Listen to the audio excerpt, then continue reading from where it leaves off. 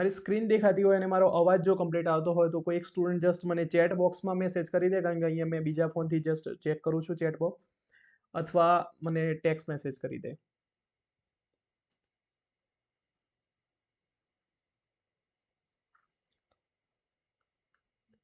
Okay, thank you. Okay, તો મારો અવાજ કમ્પ્લીટ આવી રહ્યો છે. આપણે હવે સ્ટાર્ટ કરીએ. તો જો આપણે ગઈકાલે આપણે જે ભણ્યા તેની અંદર આપણે મેટાલિક કેરેક્ટર સુધી કમ્પ્લીટ કર્યા હતા, રાઈટ. હવે આ જે ચેપ્ટર છે એની અંદર જસ્ટ આપણો નાનકડો કોન્સેપ્ટ બાકી છે, એક આપણો ઇલેક્ટ્રોન એફિનિટીનો કોન્સેપ્ટ બાકી છે ને એક આપણો ઇલેક્ટ્રોન નેગેટિવિટીનો કોન્સેપ્ટ બાકી છે, રાઈટ. હવે બંને ઇમ્પોર્ટન્ટ છે તમારા. તમે જો જે સેટ પોઈન્ટ ઓફ વ્યૂથી ટાર્ગેટ કરી રહ્યા તો આમાંથી તમારો ક્વેશ્ચન આવી શકે છે અને ક્વેશ્ચન આવેલો પણ છે, એ હું પણ તમને ડિસ્કસ કરીશ, રાઈટ. તો સૌથી પહેલા આપણે સમજીએ ટર્મ ઇલેક્ટ્રોન એફિનિટીનો મતલબ શું થાય છે. તો જો હું તમને સિમ્પલ વાત કરું ઇલેક્ટ્રોન એફિનિટી સાથે, તો માની લો મારી જોડે એક આ પ્રમાણેની ન્યુક્લિયસ છે અને માની લો એની આસપાસ આ પ્રમાણેના એક સર્ક્યુલર ઓર્બિટમાં તમારા ઇલેક્ટ્રોન મૂવ કરી રહ્યા છે, રાઈટ. હવે હું એવું ધારી લઉં છું કે આ જે મારું ન્યુક્લિયસ છે, આ જે મારું ન્યુક્લિયસ છે કેવું છે, મારું ઇલેક્ટ્રોન ડેફિશિયન્ટ, ઇલેક્ટ્રોન ડેફિશિયન્ટ.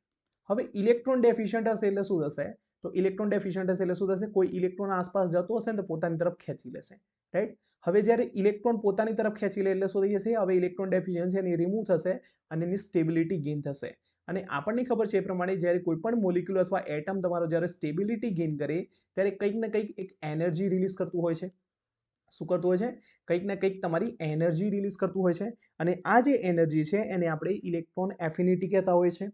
અને ઇલેક્ટ્રોન એફિનિટીને જો તમારે કમ્પ્લીટલી કેમિસ્ટ્રીના ટર્મની અંદર સમજવું હોય તો આપણે એવું કહી શકીએ કે કોઈ પણ neutral gaseous atom, neutral gaseous atom, neutral gaseous એટમની અંદર જ્યારે આપણે ઇલેક્ટ્રોન ઇન્સર્ટ કરાવીએ તો એ દરમિયાન જે તમારી એનર્જી રિલીઝ થાય એ એનર્જીને આપણે કહેતા હોય છે ઇલેક્ટ્રોન એફિનિટી કહીએ છીએ, right.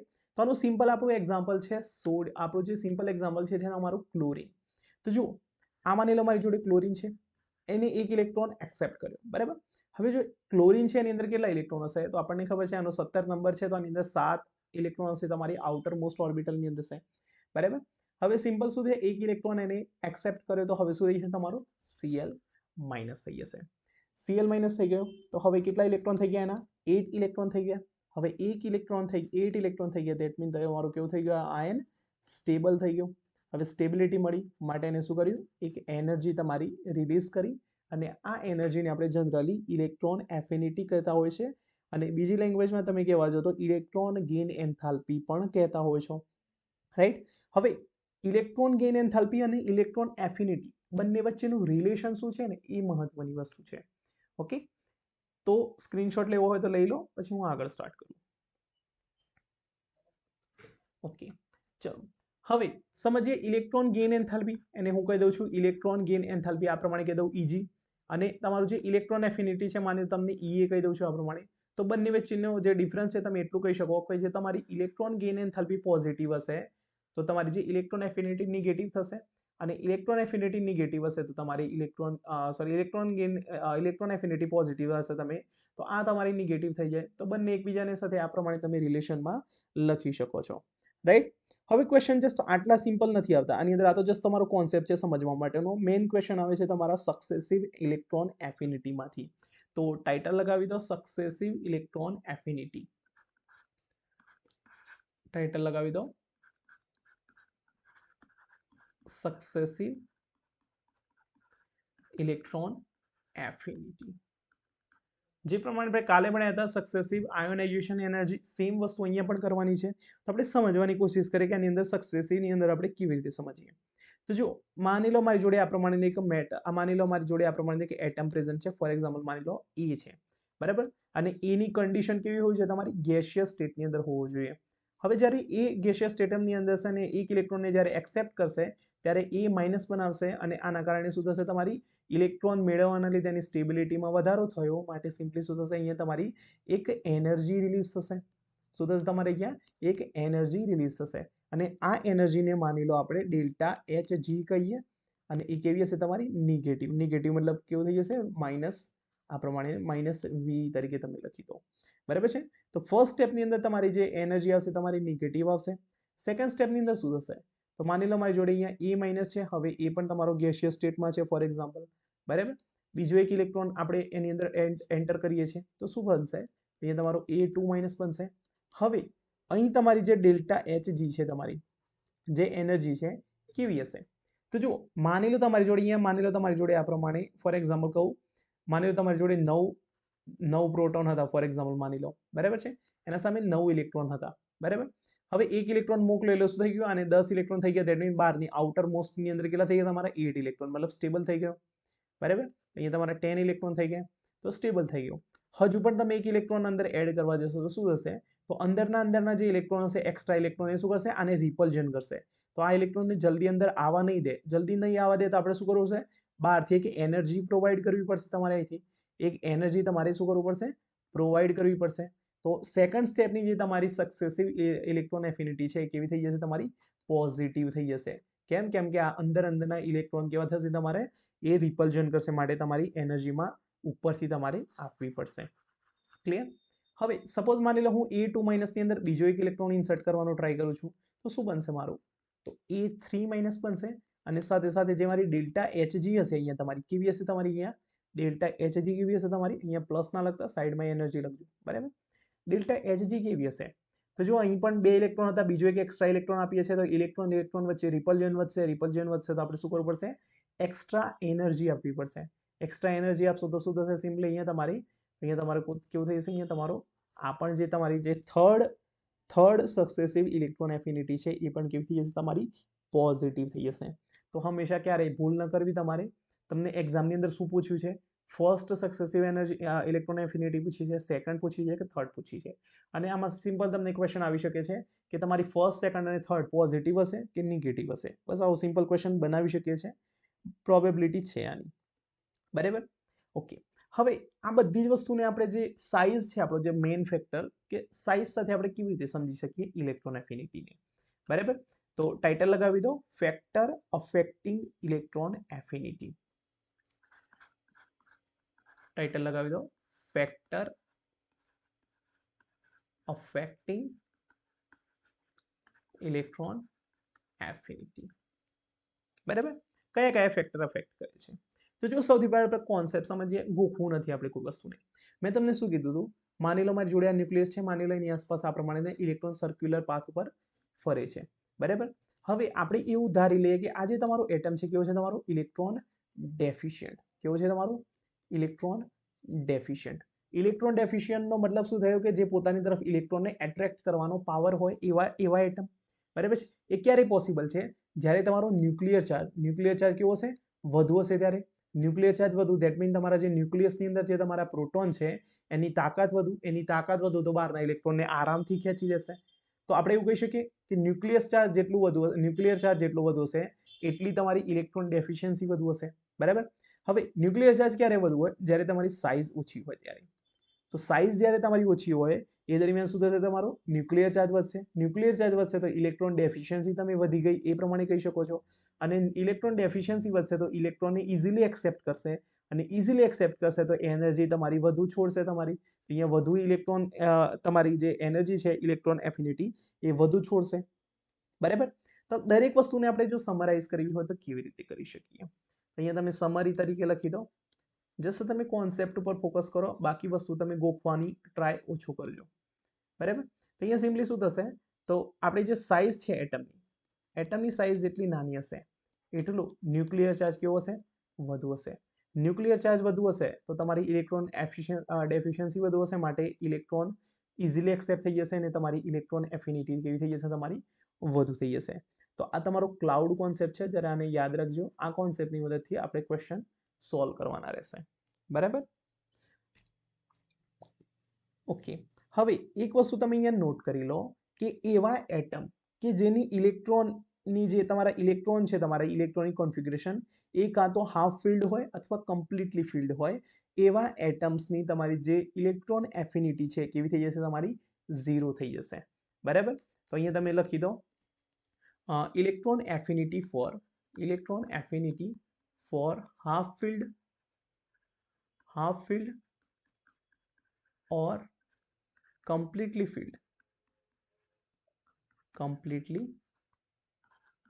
filled orbital is equal to 0, અથવા તમે આ પ્રમાણે લખી દો 0. બરાબર. તો આ તમારે ખાસ કરીને યાદ રાખવાનું. આની અંદર તમને ફસાવાની કોશિશ કરવામાં આવશે, ક્યાંય ફસવાનું નથી તમારે આની અંદર, બરાબર છે. અને નહીં ફસવા માટે હું તમને એક મસ્ત એક્ઝામ્પલ પણ આપી દઉં છું. એનાથી તમે ક્યારેય નહીં ફસાવો, બરાબર છે. હવે પિરિયોડિક ટેબલની અંદર તમારો ટ્રેન્ડ શું હશે એ વસ્તુ આપણે સમજવાની છે કે પિરિયોડિક ટેબલમાં તમારી ઇલેક્ટ્રોન એફિનિટી કેવી રીતે તમે બિહેવ કરશે.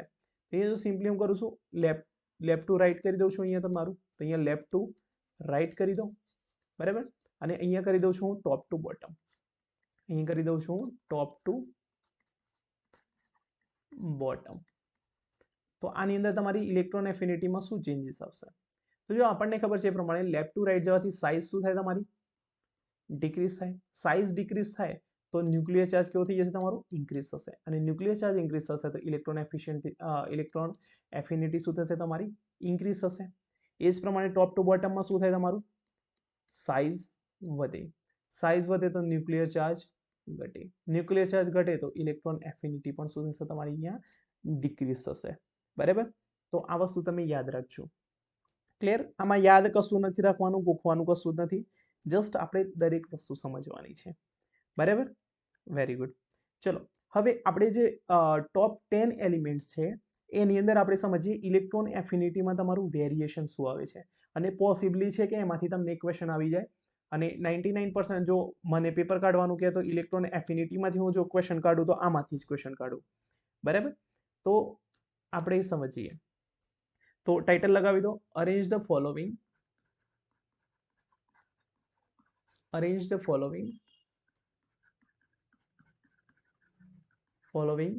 in decreasing order of electron affinity. આપણે સ્ટાર્ટ કરીએ એલિમેન્ટ્સથી. ફર્સ્ટ એલિમેન્ટથી આપણે માની લો લિથિયમથી સ્ટાર્ટ કરીએ, બરાબર છે. તો લિથિયમનું સ્ટાર્ટ કરો તો લિથિયમની ઇલેક્ટ્રોનિક કન્ફિગ્યુરેશન શું થશે તમારી? 1s2 2s1. એના પછી કોણ આવશે તમારું? બેરેલિયમ. બેરેલિયમમાં શું હશે તમારું?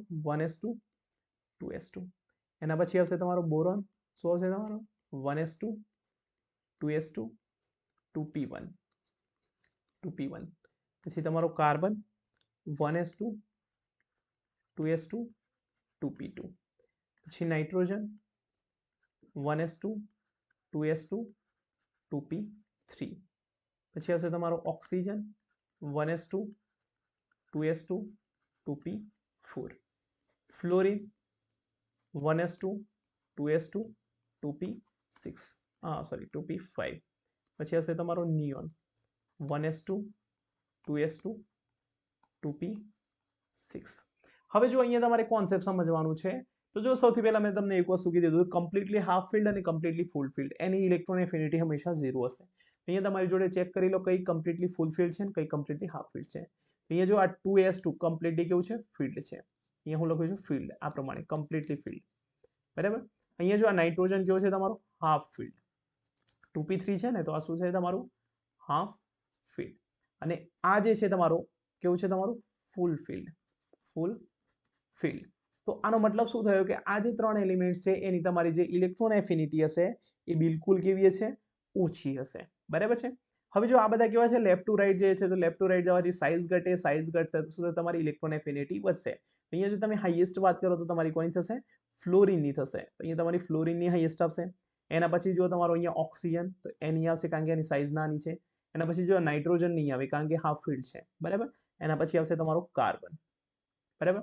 હવે જો આની અંદર 2p1 છે, બરાબર. હવે 2p1 છે, આની અંદર તમે બીજો એક ઇલેક્ટ્રોન આપશો તો 2p2 થઈ જશે. આ પ્રમાણે તો કઈ સ્ટેબિલિટી તો મળવાની નથી એટલી બધી, બરાબર. બટ જો તમે આને એક બીજો ઇલેક્ટ્રોન આપશો તો આને શું થશે તમારું? 2s2 થઈ જશે. દેટ મીન આની સ્ટેબિલિટી મળી જશે કારણ કે કમ્પ્લીટલી ફિલ્ડ થશે. હવે જો સ્ટેબિલિટી મળી જાય તો તમને એનર્જી સારી એવી રિલીઝ થાય. એનર્જી સારી એવી રિલીઝ થાય તો તમારું શું થઈ જશે? એ તમારી એની જે ઇલેક્ટ્રોન એફિનિટી હશે એ વધુ હશે. માટે નેક્સ્ટ કોણ આવશે તમારું? લિથિયમ આવશે, બરાબર. એના પછી કોણ આવશે? તો અહીંયા જો તમારો અહીંયા બાકીના કયા બધા તમારા જો અહીંયા ફ્લોરિન થઈ ગયો, તમારો ઓક્સિજન થઈ ગયો, કાર્બન થઈ ગયો, બોરોન. બોરોનની અંદર જો હવે એક ઇલેક્ટ્રોન આપશો તો 2p2 થઈ જશે. મતલબ 2p2 પછી 2p3 પણ થશે. 2p3 થશે એટલે સ્ટેબિલિટી મળશે. તો એક ઇલેક્ટ્રોન આપશો તો એને થોડી ઘણી તો સ્ટેબિલિટી મળશે 2p3 કરવા માટે, બરાબર. તો અહીંયા સિમ્પલી શું થશે? તો એના પછી આવશે તમારું બોરોન. એના પછી નેક્સ્ટ આવશે તમારો બેરેલિયમ. અને પછી તમારો નાઇટ્રોજન. અને પછી લાસ્ટમાં આવશે તમારો નિયોન. બરાબર છે. તો આ ઓર્ડર જરા તમે યાદ રાખજો, આમાંથી તમને ક્વેશ્ચન બનાવી શકે છે લોકો. બરાબર, આ બધા એટલા માટે કારણ કે આ બધાની કેવી છે તમારી આ કમ્પ્લીટલી ફૂલ ફિલ્ડ અને હાફ ફિલ્ડ છે આ બધી. બરાબર, આ કમ્પ્લીટલી ફૂલ ફિલ્ડ છે, આની અંદર તમારી હાફ ફિલ્ડ છે, આની અંદર કમ્પ્લીટલી ફૂલ ફિલ્ડ છે. બરાબર, તો આ તમારો ઓર્ડર જરા યાદ આ રાખજો તમે, આની અંદરથી તમારો એક ક્વેશ્ચન બની શકે છે.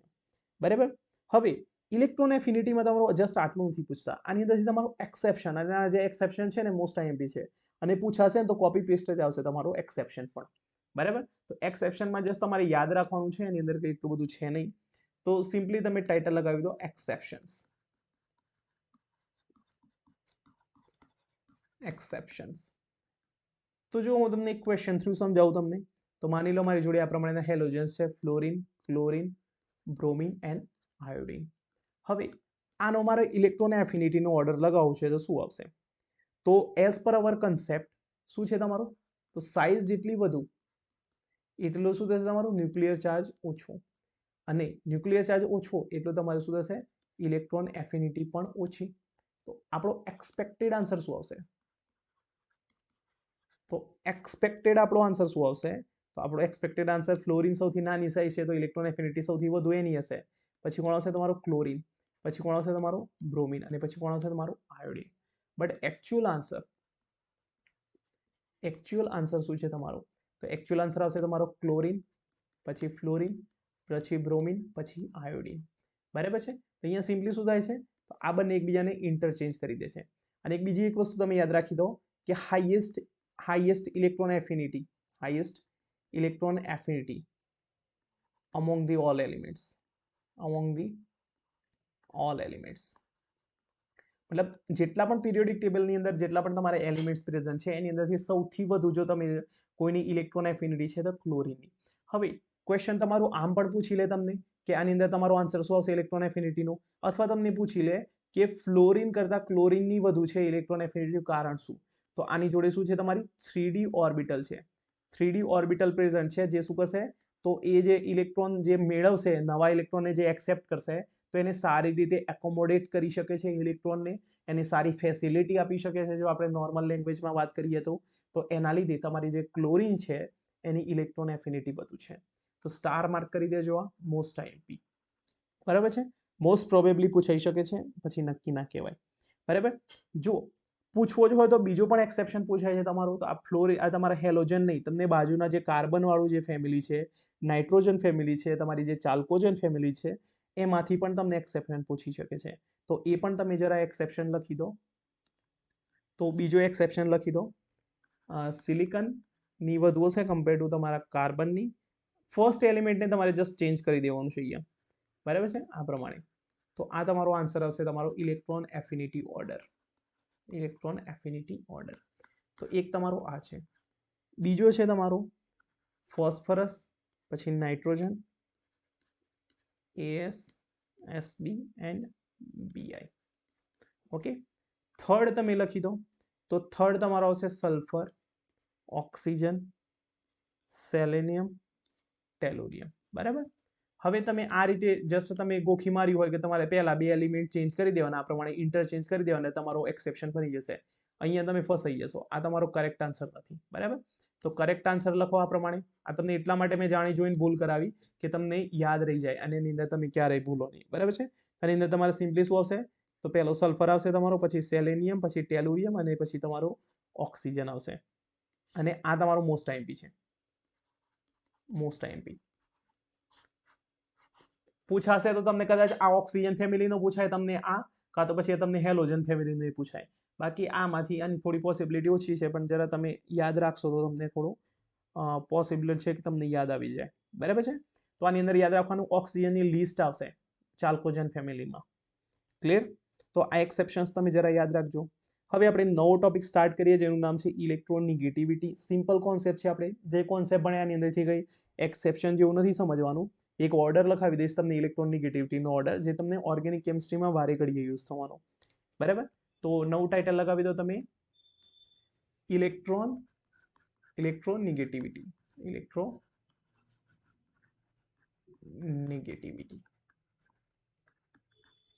તો જો ઇલેક્ટ્રોનેગેટિવિટી તમે ઓલરેડી અવેર જ હશો, મારે તમને એટલું બધું કંઈ કહેવાની જરૂર નથી. તો સિમ્પલી ઇલેક્ટ્રોનેગેટિવિટીનો મતલબ શું થાય, તો કોઈ પણ એવો એટમ કે ઇલેક્ટ્રોનને પોતાની તરફ એટ્રેક્ટ કરવાનો જે પાવર છે એને આપણે જનરલી ઇલેક્ટ્રોનેગેટિવિટી કહેતા હોય છે, બરાબર. તો ઇલેક્ટ્રોનેગેટિવિટીમાં જો કોન્સેપ્ટ પછી સમજવા જઈએ તો માની લો મારી જોડે આ એક એટમ છે, માની લો આ બીજો એટમ છે, બંને આ પ્રમાણેનો એક એક ઇલેક્ટ્રોન લઈને પોતાનું શેરિંગ કરીને એક બોન્ડ બનાવ્યું, બરાબર. હવે સપોઝ હું એવું નામ આપું છું, આનું એ એટમ છે, આનું નામ બી છે. હવે હું એ ઉધારી લઉં છું કે જે એ છે એનું જે ઇલેક્ટ્રોન ખેંચવાનો પાવર કેવો છે, વધુ છે. તો એ પાવર વધુ ક્યારે હશે, તો એના જે ન્યુક્લિયસના જે પ્રોટોન હશે ને, જ્યારે આને પોતાની તરફ ખેંચશે ને ત્યારે એ આ ઇલેક્ટ્રોનને પોતાની તરફ ખેંચીને રાખવાનો ટ્રાય કરશે, બરાબર. તો ન્યુક્લિયસ ખેંચશે ઇલેક્ટ્રોનને, તો ન્યુક્લિયર ચાર્જ જ્યારે વધુ હશે ત્યારે ઇલેક્ટ્રોનને ખેંચી શકશે. આપણે ઓવરઓલ એવું કહી શકીએ કે ન્યુક્લિયર ચાર્જ જેટલો વધુ હશે એટલું tendency to attract the electron, લખી દો tendency to attract the electron will be more, બરાબર છે. તેના લીધે શું થશે, ન્યુક્લિયસના કારણે શું થશે, ઇલેક્ટ્રોન પોતાની તરફ ખેંચી રાખશે. હવે આ ટેન્ડન્સી જે છે ઇલેક્ટ્રોન એટ્રેક્ટ કરવાની, એને આપણે શું કહીએ છીએ, તો એને કહીએ છીએ આપણે ઇલેક્ટ્રોનેગેટિવિટી. તો સિમ્પલી આપણે આવું કહી શકીએ, તો ન્યુક્લિયસ ચાર્જ જેટલો વધુ એટલી તમારી ઇલેક્ટ્રોનેગેટિવિટી વધુ. હવે ન્યુક્લિયર ચાર્જ કોના પર ડિપેન્ડ છે, તો ન્યુક્લિયર ચાર્જ ક્યારે વધુ હોય, તો જ્યારે સાઇઝ જ્યારે તમારી ઓછી હશે ત્યારે ન્યુક્લિયર ચાર્જ જે હશે તમારો કેવો હશે, વધુ હશે. હવે ન્યુક્લિયર ચાર્જ વધુ હશે તો ઇલેક્ટ્રોનેગેટિવિટી સુધી તમારી વધુ થઈ ગઈ. તો બસ આ જો તમારો ક્લાઉડ કોન્સેપ્ટ, આ ક્લાઉડ કોન્સેપ્ટને યાદ રાખી દો અથવા સમજી લો. તમે યાદ તો નથી રાખવાનું, આપણે દરેક વસ્તુ સમજવાની છે, બરાબર. તો સિમ્પલી તમારો સાઇઝ ઉપર બધું ડિપેન્ડન્ટ છે. તો આખા પીરિયોડિક ટેબલમાં આપણે જેટલું સમજ્યા બધા ઉપર એક જ સાર યાદ રાખવાનું, બધું સાઇઝ ઉપર જ ડિપેન્ડન્ટ છે.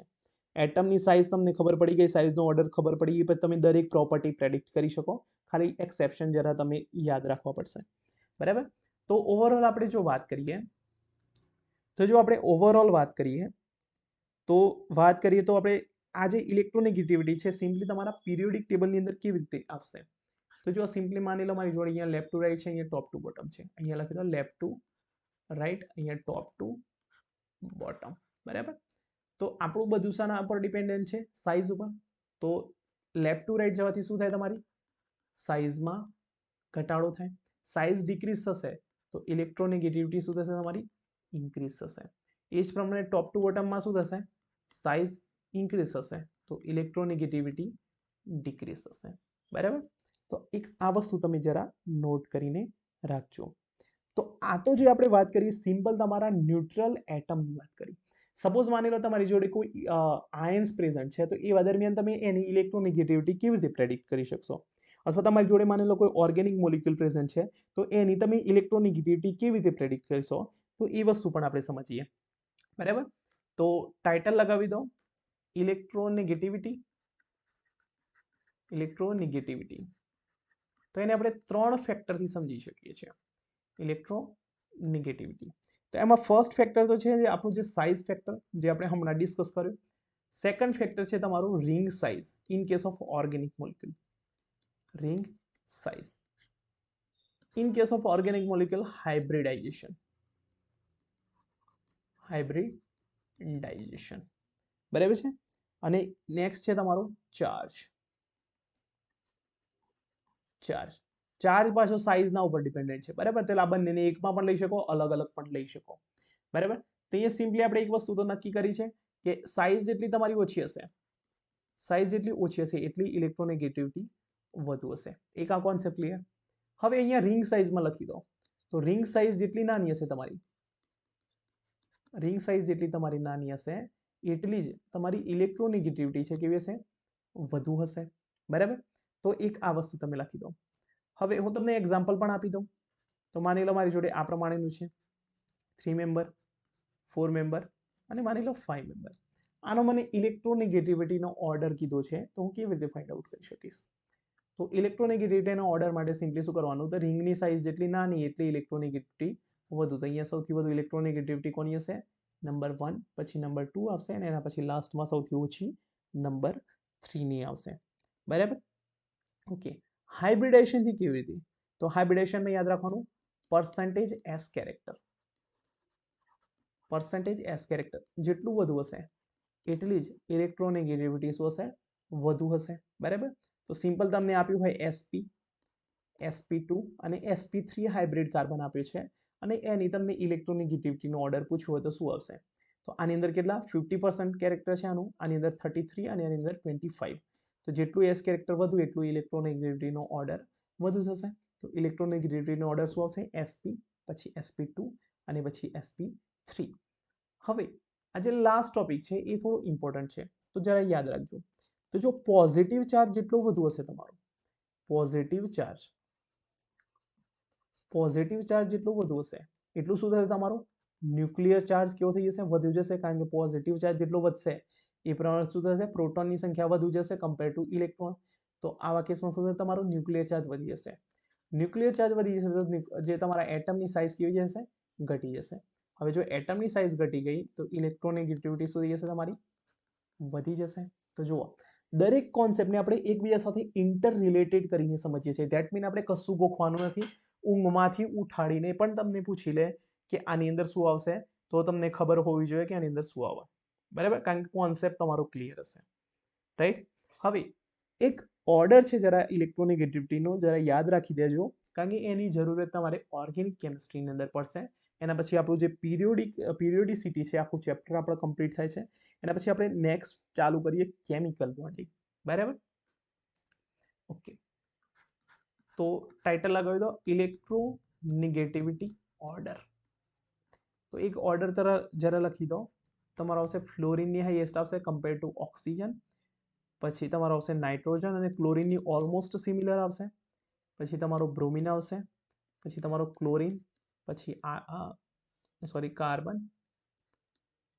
કાર્બન, પછી તમારો છે આયોડિન, સલ્ફર, પછી આવશે તમારો ફોસ્ફરસ અને હાઇડ્રોજન. આ બંનેની ઓલમોસ્ટ સિમિલર છે. આ જરા તમે ઓર્ડર યાદ રાખજો તો તમારે ઓર્ગેનિક કેમિસ્ટ્રીમાં ક્યાંય પાછા નહીં પડો, તમે ભૂલ નહીં પડે તમે ઓર્ગેનિક કેમિસ્ટ્રીની અંદર. બરાબર છે? તો આનો યુઝ કરીને આપણે ઓર્ગેનિક કેમિસ્ટ્રીના કેટલાક કોન્સેપ્ટ અને કેટલાક ક્વેશ્ચન્સ પણ કરીશું. બરાબર? જ્યારે આપણે ઓર્ગેનિક કેમિસ્ટ્રી ભણશું એ દરમિયાન. રાઈટ?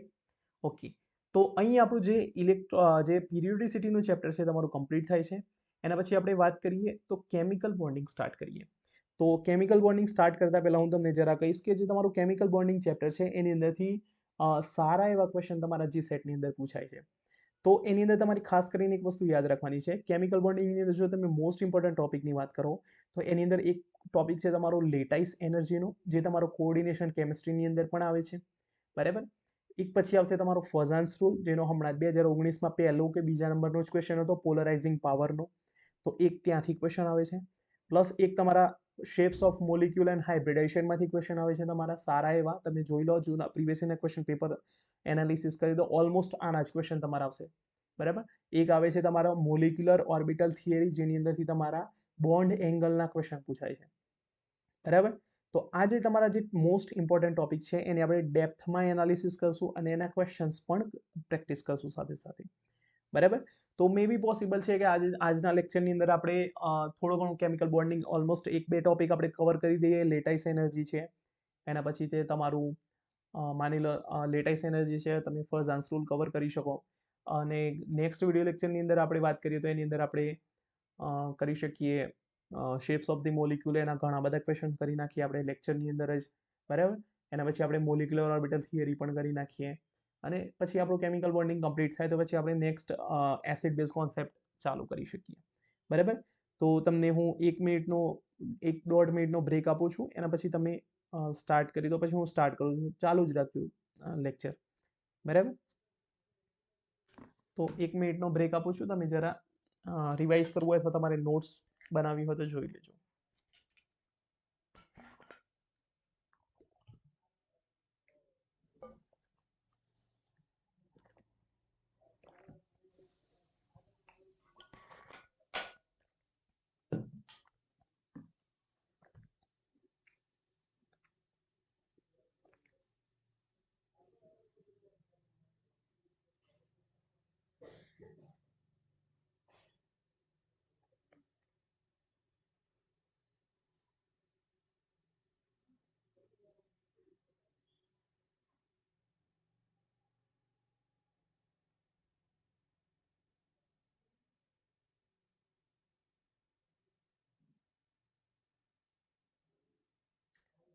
ઓકે, એક સ્ટુડન્ટનો મેસેજ આવ્યો કે સર કન્ટિન્યુ કરો. ઓકે ઓકે, કન્ટિન્યુ કરી દઈએ, વાંધો નહીં. ઓકે, તો હવે તમારું નવું ચેપ્ટર સ્ટાર્ટ થાય છે. જરા તમે મેસેજ સોરી તમે જોઈ લો એકવાર. ટાઇટલ લગાવી દો કેમિકલ બોન્ડિંગ. કેમિકલ બોન્ડિંગ આપણું નવું ચેપ્ટર છે. આની અંદર જો તમે જુઓ તો તમને ઓલમોસ્ટ 3 થી 4 અથવા પોસિબલ છે કે 5 ક્વેશ્ચન પણ તમને આ ચેપ્ટરમાંથી જ મળી જાય. કારણ કે જનરલી જો તમે જે સેટ પોઈન્ટ ઓફ વ્યૂથી જુઓ તો તમે કેમિકલ બોન્ડિંગનો એક મોટો રોલ છે આખા પેપરની અંદર. એની અંદર તમારા કોઓર્ડિનેશન અને ઓએમસીના ક્વેશ્ચન કરતાં પણ તમને કેમિકલ બોન્ડિંગના ક્વેશ્ચન વધુ જોવા મળી શકે છે. એવું પણ પોસિબલ બની શકે છે. બરાબર. તો આ ચેપ્ટરને તમારે બિલકુલ મિસ નથી કરવાનું જો તમે જે સેટ પોઈન્ટ ઓફ વ્યૂથી તૈયારી કરતા હોય તો. બરાબર. ઓકે, તો સ્ટાર્ટ કરીએ આપણે. એમાં ટોપિકની તમે ટાઇટલ લગાવી દો લેટાઇસ એનર્જી. લેટાઇસ એનર્જીથી આપણે સ્ટાર્ટ કરીએ. Lattice energy. બરાબર. તો લેટાઇસ એનર્જી સૌથી પહેલા કોને કહેવાય એ વસ્તુ સમજીએ. એના પછી આપણે આગળ ક્વેશ્ચન અને કોન્સેપ્ટ ઉપર વધુ ફોકસ કરીએ. બરાબર. તો સપોઝ માની લો મારી જોડે આ પ્રમાણે એક કેટાયન પ્રેઝન્ટ છે. માની લો આ પ્રમાણે મારી જોડે એક એનાયન પ્રેઝન્ટ છે. બરાબર. હવે બંને માની લો દૂર દૂર છે, નજીક આવે. માની લો તમારો ગેસિયસ કેટાયન છે. ગેસિયસ કેટાયન છે આ તમારો, અને આ તમારો ગેસિયસ એનાયન છે. ગેસિયસ એનાયન છે. તો જ્યારે તમારો ગેસિયસ કેટાયન અને ગેસિયસ એનાયન જ્યારે એકબીજાની નજીક આવે તો શું થશે તમારું? તો અહીંયા બંને ઓપોઝિટ ચાર્જ વાળા છે તો શું કરશે? એકબીજા વચ્ચે ફોર્સ ઓફ એટ્રેક્શન આ પ્રમાણે કરશે. તો આ જે ફોર્સ ઓફ એટ્રેક્શન શું થયું તમારું? આયોનિક બોન્ડ થયું. આયોનિક બોન્ડ થયું. અને હવે ગેસિયસ કેટાયન અને એનાયન ભેગા થઈને શું બનાવી દેશે તમારો? આયોનિક કમ્પાઉન્ડ બનાવી દેશે. શું બનાવી દેશે તમારો? આયોનિક કમ્પાઉન્ડ બની જશે, જે તમારો સોલિડ સ્ટેટની અંદર આવશે. અને આ દરમિયાન તમારી એક એનર્જી રિલીઝ થશે. અને આ જે એનર્જી છે એને આપણે કહેતા હોઈએ છીએ લેટાઇસ એનર્જી. શું કહેતા હોઈએ છીએ આપણે? Lattice energy. તમને જુદી જુદી ઘણી ડેફિનેશન જોવા મળશે કે 1 મોલ ક્રિસ્ટલ કમ્પાઉન્ડને તમે 1 મોલ આયોનિક કમ્પાઉન્ડને તોડવા માટે, કમ્પ્લીટલી ડિસોશિએટ કરવા માટે, એવી બધી ઘણી બધી તમને ડેફિનેશન જોવા મળશે. બટ તમે જો મેઇન સારી રીતે યાદ રાખવા માટે હોય તો તમને આ ડેફિનેશન બહુ સારી રીતે યાદ રહી જશે. બરાબર. તો આ જે તમારી લેટાઇસ એનર્જી છે તમારા આયોનિક કમ્પાઉન્ડના રિલેટેડ છે. તો જેટલી તમારી સિસ્ટમની અંદરથી એનર્જી નીકળી જાય, માની લો તમારી આ એનર્જી ખૂબ વધુ એનર્જી નીકળી, દેટ મીન તમારે એનર્જીની સ્ટેબિલિટી વધુ થઈ જશે. તો આપણે ઓવરઓલ એવું કહી શકીએ કે લેટાઇસ એનર્જી જેટલી તમારી વધુ રિલીઝ થાય, લેટાઇસ એનર્જી જેટલી તમારી વધુ રિલીઝ થાય એટલો જ તમારો જે આયોનિક કમ્પાઉન્ડ છે કેવો છે? સ્ટેબલ હશે. તો આપણે એવું કહી શકીએ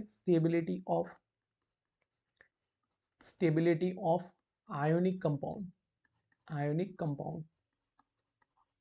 વિલ બી મોર. બરાબર. તો આ પ્રમાણે કહી શકો. તો આ કોન્સેપ્ટની ક્વેશ્ચન કેવી રીતે આવી શકે? તો ફોર એક્ઝામ્પલ માની લો કે તમને 3-4 આપી દીધા છે. ફોર એક્ઝામ્પલ માની લો તમને 3-4 આયોનિક કમ્પાઉન્ડ આપી દીધા છે અને એની અંદર પૂછી લે તમને કે આની અંદર સ્ટેબિલિટીનો ઓર્ડર જણાવો, કે આ જે આયોનિક કમ્પાઉન્ડ છે એની સ્ટેબિલિટીનો ઓર્ડર તમારે ફાઇન્ડ આઉટ કરવાનો છે. કેવી રીતે ફાઇન્ડ આઉટ કરશો?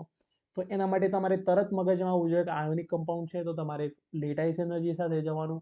લેટાઇસ એનર્જીના પણ કેટલાક ફેક્ટર છે જે આપણે આગળ ડિસ્કસ કરીશું. તો એ દરેક વસ્તુને તમે સમજતા ક્વેશ્ચન કરવાનું. મતલબ તમારી એક્ઝામ ટાઈમે તમારું મગજની જે તમારો પાવર છે, તમારો એક્સાઇટેડ સ્ટેટ એકદમ હાઈ હોવી જોઈએ. બરાબર. તો જ આ બધું મગજમાં આવશે. અને આ બધું મગજમાં ક્યારે આવશે? જ્યારે તમે n નંબર ઓફ ટાઈમ્સ તમે આ બધું રિવાઇઝ કર્યું હશે ત્યારે તમારે આ બધું મગજમાં આવશે. બરાબર. ઓકે, હવે આ તો તમને ખબર પડી ગઈ કે તમારો જે આયોનિક કમ્પાઉન્ડ છે એની સ્ટેબિલિટી તમારી લેટાઇસ એનર્જી પર ડિપેન્ડન્ટ છે. તો લેટાઇસ એનર્જી કોના પર ડિપેન્ડન્ટ છે? તો એ પણ લખીએ આપણે. તો ટાઇટલ લગાવી દો factor affecting lattice energy. Factor affecting lattice energy. કયા કયા ફેક્ટર ડિપેન્ડન્ટ છે? તો જો સૌથી પહેલા અહીંયા નોટ કરી લો કે જે તમારો લેટાઇસ એનર્જી છે તમારા ચાર્જની પ્રપોર્શનલ છે. Lattice energy is proportional to charge and lattice energy is inversely proportional to size.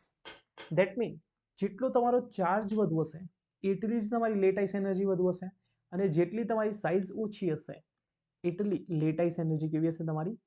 વધુ હશે.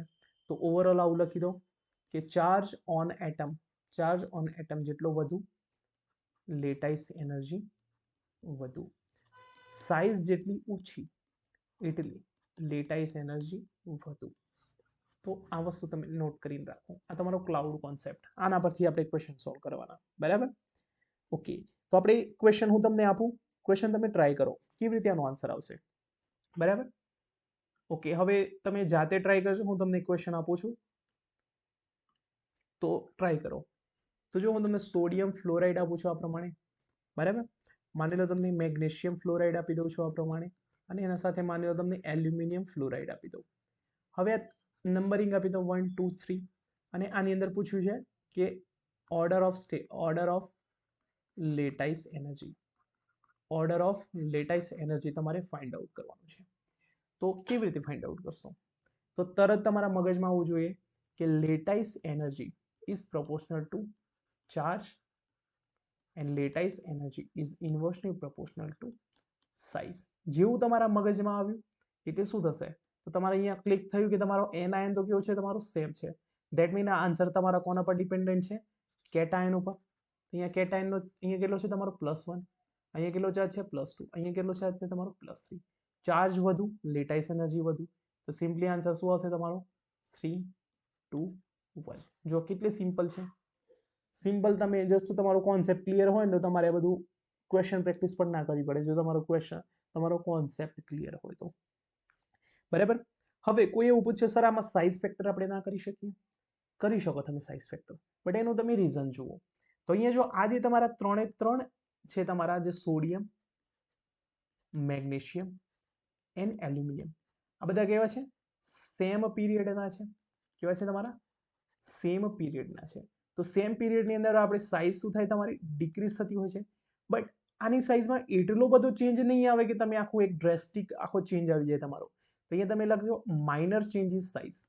માઇનર ચેન્જ ઇન સાઇઝ મતલબ સાઇઝમાં એટલો બધો મોટો વધારો નથી થતો કે તમે નોટ કરી શકો એટલો બધો. તો માઇનર ચેન્જ ઇન સાઇઝ. તો જ્યારે પણ તમારા સેમ પીરિયડની અંદર એલિમેન્ટ પ્રેઝન્ટ હોય તો તમારે સાઇઝ ફેક્ટરને કન્સિડર નહીં કરવાનો, ઓનલી ચાર્જ ફેક્ટરને કરવાનું. બરાબર? અહીંયા એનાયનનો કોઈ રોલ નથી, કારણ કે એનાયન કેવો છે તમારો? સેમ જ છે. તો અહીંયા સિમ્પલી તમે કહી શકો છો સોડિયમ, મેગ્નેશિયમ અને એલ્યુમિનિયમ સેમ પીરિયડના હોવાથી એમની સાઇઝમાં માઇનર ચેન્જ આવે છે, માટે એને આપણે લેટાઇસ એનર્જી સાથે એને આપણે કન્સિડર ના કરી શકીએ. માટે અહીંયા ઓનલી તમારો આન્સર આનાથી આવશે તમારો ચાર્જ ફેક્ટરથી. કોનાથી આવશે? તમારો ચાર્જ ફેક્ટરથી તમારો આન્સર આવશે. બરાબર? તો આમાં તમારે ક્યારેય ભૂલ નથી કરવાની. સેમ ક્વેશ્ચન હું તમને આપું, જસ્ટ તમને એનાયન બદલી નાખું, જાતે કરી લેશો. ચલો હવે ટ્રાય કરો. તો માની લો હું તમને ઓક્સાઇડ્સ આપી દઉં છું. માની લો તમે સોડિયમનો ઓક્સાઇડ આપી દીધો, માની લો હું તમને મેગ્નેશિયમનો ઓક્સાઇડ આપી દીધો, અને માની લો મેં તમને એલ્યુમિનિયમનો ઓક્સાઇડ આપી દીધો. હવે તમારે આને લેટાઇસ એનર્જીનો ઓર્ડર ફાઇન્ડ આઉટ કરવાનો છે. બરાબર? કેવી રીતે કરશો? થોડું મગજ ઉપર ફોકસ કરો, થોડું જોર આપો મગજ ઉપર. સેમ કોન્સેપ્ટ આપણે યુઝ કરવાનો છે. એનાયન કેવો છે? સેમ છે. કેટાયન અલગ અલગ છે. કેટાયન સેમ પીરિયડના છે. સેમ પીરિયડના હોય તો સાઇઝમાં એટલો બધો મોટો ચેન્જ નહીં આવે, માઇનર ચેન્જ આવશે, જેને આપણે નિગ્લેક્ટ કરી શકીએ. તો અહીંયા તમારો આન્સર શેનાથી આવશે? ચાર્જ ઉપરથી. તો અહીંયા સોડિયમ ઉપર કેટલો ચાર્જ છે તમારા? એક જ લઈને લેવાનો. હા, પાછું એવું નહીં કે અહીંયા 2 સોડિયમ છે તો +2 લઈ લો. પર્ટિક્યુલર આયન્સ ઉપર આપણે કન્સિડર કરવાનું. તો સોડિયમનો +1 ચાર્જ છે, અહીંયા તમારો મેગ્નેશિયમનો +2, અને અહીંયા તમારો +3. અહીંયા તમારો નંબર 1, નંબર 2, નંબર 3. અહીંયા તમે સિમ્પલી શું કરી શકો? જેનો ચાર્જ વધુ, પોઝિટિવ ચાર્જ કેવો છે? અહીંયા વધુ છે. તો શું થઈ જશે તમારો? અહીંયા લેટાઇસ એનર્જી વધુ થશે. માટે તમારો લેટાઇસ એનર્જીનો ઓર્ડર શું આવશે? તો 3 વિલ બી ગ્રેટર ધેન 2 અને પછી 1. બરાબર? સેમ હું તમને એક આ જ કોન્સેપ્ટનો યુઝ કરીને આપણે શું કરીએ? હવે ચાર્જ ફેક્ટરની બદલીમાં હવે આપણે સાઇઝ ફેક્ટરને ઇન્વોલ્વ કરીએ. તો એના રિલેટેડ પણ ઇક્વેશન કરીએ આપણે. બરાબર? લખતા રહેજો, સાથે સાથે લખતા રહેજો, નહીં તો તમને નોટ્સ તો મળવાની જ છે તમને રેકોર્ડેડ સેશનની અંદર, બટ સાથે સાથે લખશો તો મજા આવશે. ઓકે, આઈ હોપ કે તમે લખ્યું હશે. આપણે નેક્સ્ટ ક્વેશ્ચન કરીએ. તો નેક્સ્ટ ક્વેશ્ચનમાં હું તમને આપું છું સોડિયમ ક્લોરાઇડ અને પોટેશિયમ ક્લોરાઇડ. તો આ બંને વચ્ચેનો મારે શું કરવું છે? લેટાઇસ એનર્જીનો ઓર્ડર ફાઇન્ડ કરવું છે. કેવી રીતે કરીશ? હવે જો તમારે જેવું ક્વેશ્ચન આવે એટલે મગજમાં જુઓ, અહીંયા તમારું એનાયન સેમ છે, લગાવી દો સેમ એનાયન, આન્સર અહીંથી નહીં આવે. કેટાયન પર જો અહીંયા કેટલો ચાર્જ છે? +1. આના પર કેટલો ચાર્જ છે તમારો? +1. કેટાયનના પ્લસ ચાર્જ ઉપરથી પણ તમે આન્સર નહીં કરી શકો. તો હવે સેકન્ડ તમારા પ્લેમાં કોણ આવશે? તમારી ગેમની અંદર સાઇઝ ફેક્ટર. શું આવશે તમારો? Size factor. તો અહીંયા તમારી સાઇઝ કોની વધુ હોય? આપણને ખબર છે કે પોટેશિયમની સાઇઝ વધુ હશે કમ્પેર ટુ સોડિયમ પ્લસ, કારણ કે પોટેશિયમ ક્યાં છે? નીચેની તરફ છે. તો સાઇઝ ફેક્ટર તમારો અહીંયા ઇન્વોલ્વ થયો. હવે મેં તમને એ પણ કીધું હતું કે સાઇઝ જેટલી તમારી કેવી હશે? વધુ હશે એટલી લેટાઇસ એનર્જી ઓછી હશે, કારણ કે બંને ઇન્વર્સની પ્રપોર્શનલ છે. તો અહીં તમારી સાઇઝ કોની વધુ છે? પોટેશિયમ પ્લસની. તો લેટાઇસ એનર્જી એની ઓછી હશે. માટે લેટાઇસ એનર્જીનો ઓર્ડર શું આવશે તમારો? તો સોડિયમ ક્લોરાઇડની વધુ હશે compare to potassium chloride. So this would be your correct answer. બરાબર? ઓકે. હવે સર તમને એમ ક્વેશ્ચન થશે કે સર તો હવે ઓનલી કેટાયન ઉપર જ ફોકસ કરી રહ્યા છે. મે બી પોસિબલ છે સર એનાયનનો ક્વેશ્ચન આવી જાય. આપણે એનાયનને પણ ચેક કરી લઈએ. એનાયનને કેવી રીતે આવશે? બરાબર? તો એનાયનને પણ લખીએ આપણે. તો નેક્સ્ટ ક્વેશ્ચનનું પણ તમે ટાઇટલ લગાવી દો. તો માની લો મારી જોડે આ પ્રમાણે છે, માની લો લિથિયમ 2O છે અને બીજો ક્વેશ્ચનની અંદર મારો છે લિથિયમ 3N છે. હવે આની અંદર મારે આન્સર કરવો છે કે લેટાઇસ એનર્જીનો આન્સર શું આવશે? બરાબર? તો લેટાઇસ એનર્જીમાં તમે વિચારો, હવે કેટાયન સેમ છે, એનાયન અલગ અલગ છે. તો હવે તમારા મગજમાં શું આવે? પહેલી વસ્તુ તો જેવું તમે ક્વેશ્ચન જોશો એટલે તમારા મગજમાં એક વસ્તુ આવશે. અહીંયા ઓક્સિજન પર કેટલો ચાર્જ છે તમારો? -2 ચાર્જ છે. અહીંયા નાઇટ્રોજન પર કેટલો ચાર્જ છે? -3 ચાર્જ છે. ઓક્સિજન અને નાઇટ્રોજન કેવા છે તમારા? સેમ પીરિયડના છે, તમારા બાજુના જ છે, બરાબર? પાડોશી જ છે. તો એટલા માટે એમની વચ્ચે સાઇઝનો એટલો બધો મેજર ચેન્જ નહીં હોય. તો અહીંયા તમારે આન્સર કોનાથી આપવાનો? ચાર્જ ફેક્ટરથી. કોનાથી આપવાનો તમારો? ચાર્જ ફેક્ટરથી. આપણો ચાર્જ જેટલો વધુ હશે, ચાર્જ જેટલો વધુ હશે લેટાઇસ એનર્જી એટલી વધુ હશે. અહીંયા સિમ્પલી તમારો ચાર્જ કોનો વધુ છે? આનો. અહીંયા તમારો ફાઇનલ આન્સર શું આવશે લેટાઇસ એનર્જીનો? તો 2 વિલ બી ગ્રેટર ધેન 1 આવશે. બરાબર? ઓકે. હવે હું તમને એક બીજો ક્વેશ્ચન આપું. તો એની અંદર પણ આપણે સેમ શું કરીએ? સાઇઝ ફેક્ટરને ઇન્વોલ્વ કરીએ અને એનાયનને આપણે ઇન્વોલ્વ કરીએ. બરાબર? તો એ ટાઈપનો પણ એક ક્વેશ્ચન આપણો થઈ જાય. તો લખતા રહેજો સાથે સાથે, અને ના લખતા હોય તો વાંધો નહીં, તમે પીડીએફમાંથી પણ લખી શકો છો.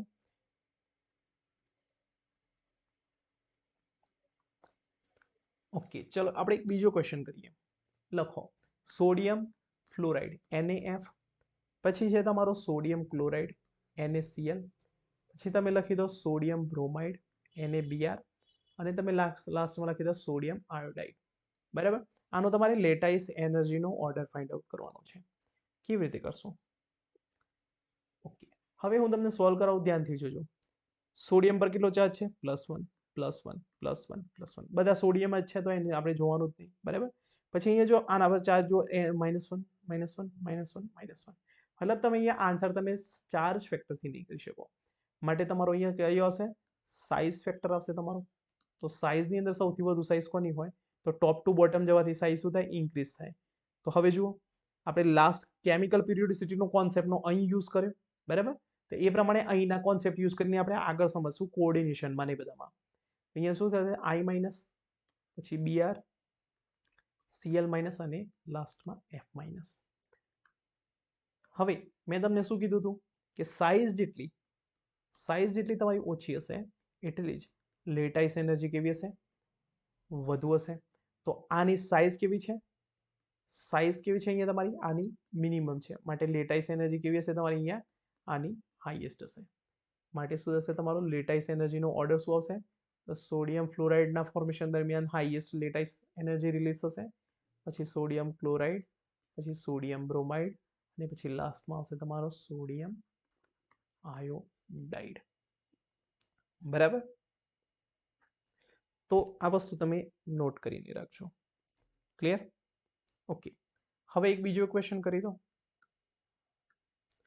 તો ક્વેશ્ચનમાં લખી દો સોડિયમ ફ્લોરાઇડ મેગ્નેશિયમ ફ્લોરાઇડ. બરાબર? તો આ ક્વેશ્ચન તો સિમ્પલ જ છે, તમને હોમવર્ક માટે આપી દઉં છું, બરાબર. આ હોમવર્ક તરીકે તમે લખી દો. પછી બીજું એક લખી દો.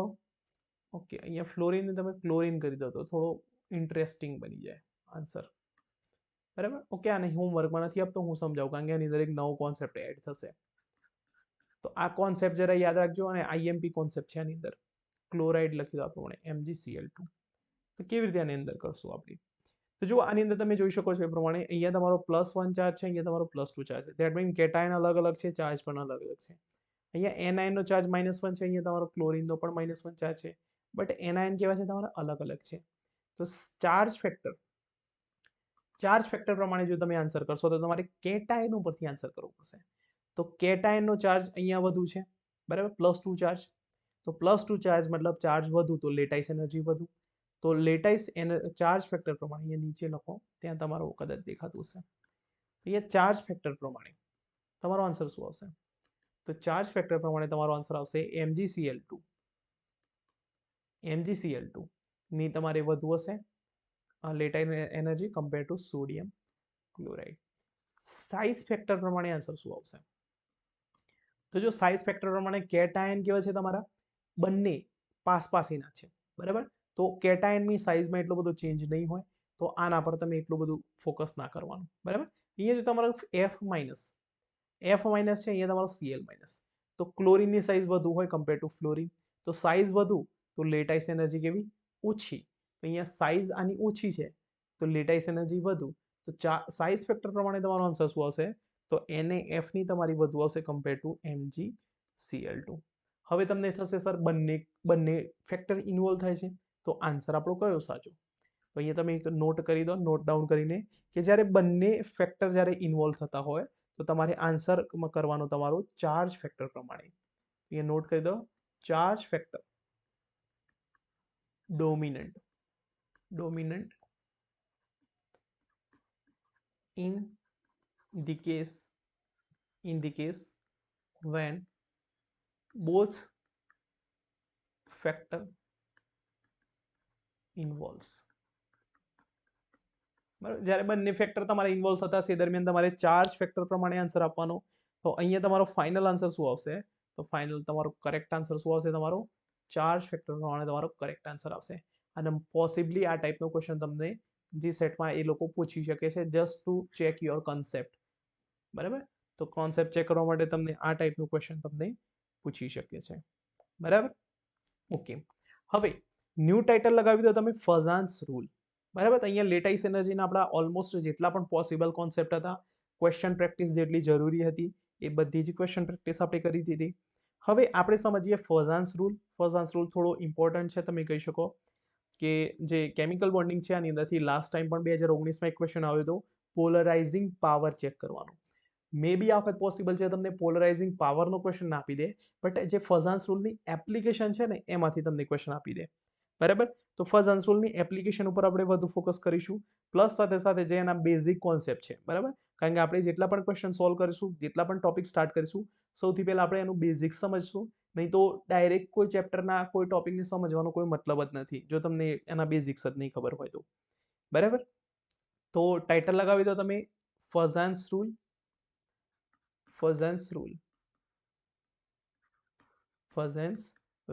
મે બી પોસિબલ છે કે તમારામાંથી ઘણા સ્ટુડન્ટે ફર્સ્ટ ટાઈમ નામ સાંભળ્યું હોય, મે બી પોસિબલ છે કે તમે ઓલરેડી ખબર હોય આ વસ્તુની, બરાબર. તો પણ કદાચ તમને જો ખબર ના હોય તો આપણે એકદમ બેઝિકથી સ્ટાર્ટ કરીએ. તો આ જે રૂલ છે તમારો ક્વોલિટેટિવ રૂલ છે. ક્વોલિટેટિવ રૂલ મતલબ શું કહે છે કે આમાં તમારું કોવેલેન્ટ કેરેક્ટર હોઈ શકે અથવા આયોનિક કેરેક્ટર હોઈ શકે. જસ્ટ તમને ક્વોન્ટિટી ના કહી દે કે કેટલા તમારા પ્રમાણમાં આવશે, તમારું આયોનિક કેરેક્ટર 50% છે, 40% છે, 30% છે, એ વસ્તુ તમને નથી પૂછતા આની અંદર, બરાબર. તો તમારો ક્વોલિટેટિવ લો છે તે તમારે જે બોન્ડિંગ છે તમારું, માની લો અહીંયા A અને B છે, તેની વચ્ચે તમારું કોવેલેન્ટ બોન્ડિંગ વધુ પ્રેઝન્ટ હશે, કોવેલેન્ટ કેરેક્ટર વધુ હશે તમારું, કે આયોનિક કેરેક્ટર વધુ હશે, એ વસ્તુને આ તમારું કહે છે. અને અકોર્ડિંગ ટુ ફઝાન્સ રૂલ એને એવું કીધું કે દુનિયામાં જેટલા પણ બોન્ડ એક્ઝિસ્ટ કરે છે એ પ્યોર આયોનિક નથી હોતા, પ્યોર કોવેલેન્ટ નથી હોતા. એ બંને થોડા પ્રમાણમાં કોવેલેન્ટ હોય, થોડા પ્રમાણમાં આયોનિક કેરેક્ટર હોય. તો આ વસ્તુ તમારી મેઇન આ રૂલ તમને સમજાવે છે. તો કોઈ જગ્યાએ તમને ઇન્ટરવ્યુમાં પૂછે તો પાછા ના પડતા, બરાબર. ઓકે, હવે સિમ્પલી આપણે પહેલા બોન્ડિંગ સમજીએ આપણે આયોનિક કમ્પાઉન્ડનું, ને એના પછી આપણે એનું કોવેલેન્ટ કેરેક્ટર કેવી રીતે પોસિબલ છે એ સમજીએ. તો માની લો મારી જોડે આ પ્રમાણેનો કેટાયન પ્રેઝન્ટ છે અને માની લો મારો એનાયન આ પ્રમાણે પ્રેઝન્ટ છે. તો આપણને ખબર છે એ પ્રમાણે કેટાયનની સાઇઝ કેવી હોય, નાની હોય, એનાયનની સાઇઝ કેવી હોય, મોટી હોય. તો આ બનાવી દીધા મેં. હવે આ જે કેટાયન છે એનો ન્યુક્લિયર ચાર્જ વધુ હશે. ન્યુક્લિયર ચાર્જ કેવો હશે તમારો? વધુ હશે. ન્યુક્લિયર ચાર્જ વધુ હશે તો શું કરશે? ઇલેક્ટ્રોનને પોતાની તરફ એટ્રેક્ટ કરશે. તો આ જે તમારો એનાયન છે ને, જે ઇલેક્ટ્રોન આ પ્રમાણે સર્ક્યુલર ઓર્બિટની અંદર ફરતા હશે, તો વધારાના ઇલેક્ટ્રોન છે તો આ જે તમારો આ જે ન્યુક્લિયસ હશે, આનું જે એનાયનનો ન્યુક્લિયસ હશે, આને કંટ્રોલ નહીં કરી શકતું હોય. બરાબર? તો એવા કેસમાં શું થશે? જ્યારે તમારું કેટાયન નજીક આવશે ને, એટલે આ ઇલેક્ટ્રોનને પોતાની તરફ ખેંચવાનો ટ્રાય કરશે આ કેટાયન. બરાબર? તો સિમ્પલી શું થશે? તો આ જે તમારું ઇલેક્ટ્રોન ક્લાઉડ હતું, આ જે તમારું ઇલેક્ટ્રોન ક્લાઉડ હતું, એનું શું થશે? તમારું પોલરાઇઝેશન થશે. ઇલેક્ટ્રોન ક્લાઉડનું પોલરાઇઝેશન થશે. તો શરૂઆતમાં પહેલા આ ટાઈપનો શેપ હતો, આનો કમ્પ્લીટલી સ્ફેરિકલ. થોડા ટાઈમ પછી જ્યારે તમારો કેટાયન નજીક આવશે તો એવા કેસમાં શું થશે? તો આ કેટાયન તો એવો ને એવો જ રહ્યો, બટ આ જે એનાયન છે ને એ આ પ્રમાણે ડિફોર્મ થઈ ગયું. આ પ્રમાણે એના ઇલેક્ટ્રોન બધા આ પ્રમાણે કેટાયન તરફ શિફ્ટ થઈ ગયા. બરાબર? તો આ શું થયું તમારું? Polarisation of anion. Polarisation of anion. આને કહેવાય તમારું પોલરાઇઝેશન ઓફ એનાયન. બરાબર? અને પોલરાઇઝેશન કોને કર્યું? તો તમારા કેટાયને પોલરાઇઝેશન કર્યું. તો આ શું થઈ ગયું તમારું? પોલરાઇઝિંગ. આનું શું હશે? તમારો પોલરાઇઝિંગ પાવર હશે. લાસ્ટ ટાઈમ જીસેટ 2019માં આમાંથી ક્વેશ્ચન આવ્યો હતો કે વિચ ઓફ ધ ફોલોવિંગ જે તમારો કમ્પાઉન્ડ હશે અથવા તમારા કેટાયન આપ્યા હતા, which of the following cation have the more polarizing power, અથવા તમને ઓર્ડર પૂછી શકે છે એ પ્રમાણે. બરાબર? તો આ શું થયું? તમારા એનાયને આ જે કેટાયન છે ને આનું શું કર્યું? પોલરાઇઝેશન કર્યું. તો સિમ્પલી આની અંદર તમારો ક્વેશ્ચન કેવી રીતે પૂછી શકે? તો પોલરાઇઝિંગ પાવરનો ઓર્ડર પૂછે. તો પોલરાઇઝિંગ પાવર કોનો વધુ હોય? તો જેનો ન્યુક્લિયસ એકદમ સ્ટ્રોંગ હોય. બરાબર? જેનું ન્યુક્લિયસ એકદમ સ્ટ્રોંગ હશે એ શું કરશે? આ ઇલેક્ટ્રોનને પોતાની તરફ સ્ટ્રોંગલી ખેંચી લેશે. હવે પોતાની તરફ સ્ટ્રોંગલી ખેંચશે તો આ જે એનાયન છે એનું પોલરાઇઝેશન વધુ થશે અને પોતાનો પોલરાઇઝિંગ પાવર કેવો થઈ ગયો? વધુ થઈ ગયો. તો આવા કેસની અંદર સિમ્પલી શું થશે તમારું? તો આવા કેસની અંદર આપણે એવું કહી શકીએ કે nuclear charge of cation, nuclear charge of cation, nuclear charge of cation જેટલો તમારો વધુ હશે, જેટલો તમારો વધુ હશે એટલો તમારો polarizing power, polarizing power of cation, polarizing power of cation કેવું હશે તમારું? વધુ હશે. બરાબર? તો પોલરાઇઝિંગ પાવર વધી ગયો. તો એક આ કોન્સેપ્ટ તમે લખી શકો છો. હવે આ જે કોન્સેપ્ટ છે આને આપણે સિમ્પલી શું કરીએ? તો આપણે કેમિકલ પિરિયોડિસિટી જે સમજ્યા ને એના સાથે આપણે થોડું રિલેટ કરીએ. બરાબર? તો આપણો કોન્સેપ્ટ હજુ પણ સ્ટ્રોંગ થઈ ગયો. બરાબર? તો આવા કેસમાં શું થશે? તો ન્યુક્લિયર ચાર્જ ઉપર આપણું બધું ડિપેન્ડન્ટ છે, રાઈટ? તો ન્યુક્લિયર ચાર્જ કોના પર ડિપેન્ડ છે? સાઇઝ ઉપર. આપણે એવું કહી શકીએ size of cation, size of cation જેટલી નાની હશે એટલો જ ન્યુક્લિયર ચાર્જ કેવો હશે? વધુ હશે. બરાબર? હવે સાઇઝ ઓફ કેટાયન કોના પર ડિપેન્ડન્ટ છે? તો તમારા ચાર્જ ઉપર. તો ચાર્જ ઓફ કેટાયન જેટલો તમારો વધુ હશે, કેટાયનનો ચાર્જ જેટલો વધુ હશે એટલું જ તમારા જે કેટાયનની સાઇઝ કેવી થઈ જશે? ઓછી થઈ જશે. કેટાયનની સાઇઝ ઓછી થઈ જશે તો ન્યુક્લિયર ચાર્જ કેવો થઈ જશે તમારો? વધી જશે. ન્યુક્લિયર ચાર્જ વધી જશે તો પોલરાઇઝિંગ પાવર કેવો થઈ જશે તમારો? પોલરાઇઝિંગ પાવર કેવો થઈ જશે? વધી જશે. બરાબર? હવે જીસેટ 2019નો જે ક્વેશ્ચન છે ને તમે લેક્ચર પતે ને પછી સોલ્વ કરજો, ના આવડે તો કહેજો. બરાબર? આ કોન્સેપ્ટનો યુઝ કરીને. ક્લિયર? હવે આની એપ્લિકેશન શું છે? તો જો આપણને ખબર છે, માની લો મારી જોડે અહીંયા એ છે, માની લો બી છે. બરાબર? એક ઇલેક્ટ્રોન આની જોડે છે, એક ઇલેક્ટ્રોન આની જોડે છે. તો સિમ્પલી માની લો આ ઇલેક્ટ્રોન લઈને આવે છે, આ ઇલેક્ટ્રોન પણ પોતાનો ઇલેક્ટ્રોન, મતલબ આ જે એટમ છે એ પણ પોતાનો ઇલેક્ટ્રોન લઈને આવે છે અને બંને શું બનાવ્યું? કોવેલેન્ટ બોન્ડિંગ કર્યું. બરાબર? તો કોવેલેન્ટ બોન્ડિંગની અંદર શું હશે? તો બંનેના ઇલેક્ટ્રોન છે મિડલમાં હશે તમારા મોલિક્યુલના. બરાબર? હવે માની લો તમારો આ મોલિક્યુલ છે, આ કમ્પાઉન્ડ છે, માની લો એવું, માની લો તમે સી અને ડી લો છો, બીજા બે એટમ. માની લો આનું તમારું કોવેલેન્ટ બોન્ડિંગ નથી, આનું આયોનિક બોન્ડ છે. તો આયોનિક બોન્ડના કેસમાં શું હશે? બંને ઇલેક્ટ્રોન, સપોઝ માની લો ડીની ઇલેક્ટ્રોનેગેટિવિટી વધુ છે, તો ઇલેક્ટ્રોનેગેટિવિટી વધુ હશે તો શું કરશે? પોતાના ઇલેક્ટ્રોન, આ જે ઇલેક્ટ્રોન છે એને પોતાની તરફ રાખશે. પોતાની તરફ રાખશે તો અહીંયા કેવું થઈ ગયું તમારું? આયોનિક કેરેક્ટર થઈ ગયું. અહીંયા કેવું થયું? કોવેલેન્ટ કેરેક્ટર થયું. બરાબર? હવે ઘણીવાર એવું પણ પોસિબલ છે કે ડી પાસે પણ પૂરેપૂરા ના રહે, મિડલમાંથી થોડા બાજુ રહે ડી તરફ, તો એવા કેસમાં શું હશે? કોવેલેન્ટ કમ્પાઉન્ડની અંદર થોડુંક આયોનિક કેરેક્ટર આવ્યું એવું કહી શકાય, રાઈટ? ફોર એક્ઝામ્પલ માની લો મારી જોડે HCl છે, બરાબર? તો પહેલા એક ઇલેક્ટ્રોન લઈને આવ્યા હશે, બંને બોન્ડ બનાવ્યું. હવે ક્લોરીનની ઇલેક્ટ્રોનની નેગેટિવિટી વધુ છે, તો સિમ્પલી શું થશે? ઇલેક્ટ્રોન થોડા ક્લોરીન તરફ શિફ્ટ થઈ ગયા, બરાબર? એ જ પ્રમાણે માની લો CCl છે, બરાબર? તો આની અંદર ક્લોરીનની ઇલેક્ટ્રોનેગેટિવિટી વધુ છે, તો અહીંયા એનાયન અહીંયા બની જશે, કેટાયન અહીંયા બની જશે. But in case of carbon, તો કાર્બનની ઇલેક્ટ્રોનેગેટિવિટી પણ એટલી કંઈ ઓછી નથી. તો ક્લોરીન શું કરશે? ઇલેક્ટ્રોન પોતાની તરફ ખેંચવાનો ટ્રાય કરશે, પણ પૂરેપૂરા નહીં લઈ લે, થોડા મિડલથી થોડા ક્લોરીન તરફ હશે, બરાબર? તો એવા કેસમાં શું થયું? તમારું કોવેલેન્ટ બોન્ડનું આયોનિક કેરેક્ટર ત્યાં તમને જોવા મળ્યું, બરાબર?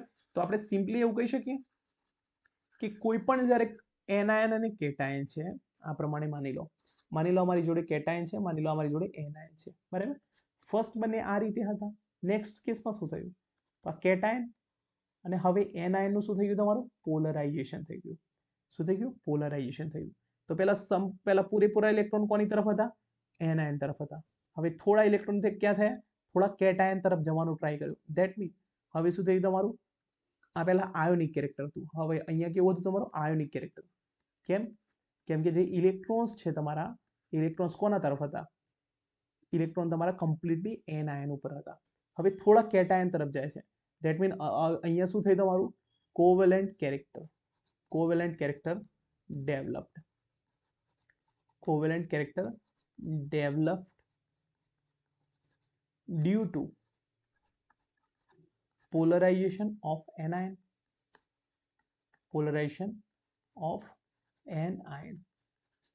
બરાબર? તો સિમ્પલી આપણે એવું કહી શકીએ કે પોલરાઇઝેશન થવાના કારણે તમારું કોવેલેન્ટ કેરેક્ટરમાં વધારો થયો. કહી શકીએ આ પ્રમાણે. પહેલા આયોનિક કેરેક્ટર હતું, હવે શું થઈ ગયું તમારું? કોવેલેન્ટ કેરેક્ટર આવી ગયું, રાઈટ? તો ઓવરઓલ આપણે બધી જ વસ્તુને આપણે એક માળખામાં આપણે એક જ વસ્તુમાં સમજીએ તો કેવી રીતે થશે? તો સમજો આ પ્રમાણે. તો જુઓ, કેટાયન તરફથી આપણે સમજીએ પહેલા કેટાયન માટે. તો જો ચાર્જ જેટલો વધુ, સાઇઝ એટલી ઓછી. સાઇઝ ઓછી, ન્યુક્લિયર ચાર્જ વધુ. સાઇઝ ઓછી, ન્યુક્લિયર ચાર્જ વધુ. ન્યુક્લિયર ચાર્જ વધુ તો પોલરાઇઝિંગ પાવર, જેને હું PP કહી દઉં, તો પોલરાઇઝિંગ પાવર વધુ. જેટલું પોલરાઇઝિંગ પાવર વધુ થશે એટલું જ પોલરાઇઝેશન ઓફ એનાયન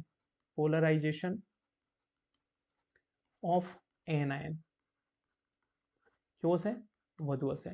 હવે જેટલું પોલરાઇઝેશન ઓફ એનાયન વધુ થશે તો કોવેલેન્ટ કેરેક્ટર શું થશે તમારું? કોવેલેન્ટ કેરેક્ટર કેવું થઈ જશે તમારું? વધી જશે. બસ આ વસ્તુ તમારી થઈ ગઈ. બસ આટલું તમારે સમજવાનું છે, ગોખવાનું કશું જ નથી, કોન્સેપ્ટ સમજવાના છે, બરાબર? લખી દો, તમને 5-10 સેકન્ડ આપી દઉં છું.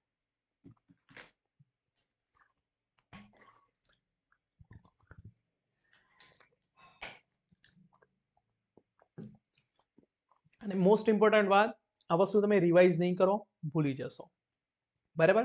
કારણ કે આ તો મૂવી તો છે નહીં કે આપણને આખી જિંદગી યાદ રહેવાની છે. હું પણ ભૂલી જાઉં છું ઘણી વાર, હું પણ વાંચ કરું, તમે પણ વાંચ કરો, યાદ રહી જશે, બરાબર? તો રિવિઝન કરતા રહેજો આફ્ટર ધી ક્લાસ.